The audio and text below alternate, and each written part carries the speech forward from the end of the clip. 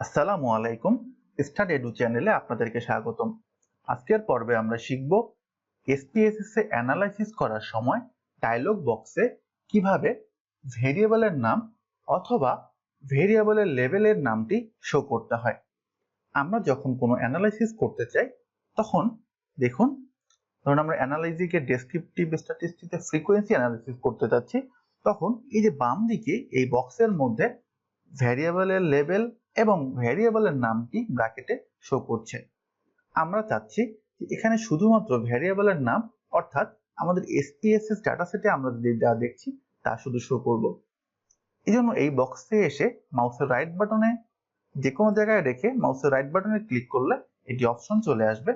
দেখুন, display variable names অথবা display variable levels. আমরা যদি ডিসপ্লে ভ্যারিয়েবল নেমসে ক্লিক করি তাহলে দেখুন এখানে শুধুমাত্র ডিসপ্লে ভ্যারিয়েবল নেম করছে।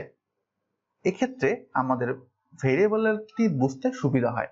অথবা আমরা যদি চাই যে না, ভ্যারিয়েবল লেভেলটিও রাখবো, তাহলে মাউসের রাইট বাটনে ক্লিক করে ডিসপ্লে ভ্যারিয়েবল লেভেলস আমরা এখানে ক্লিক করে দিব, তাহলে দুটি শো করবে।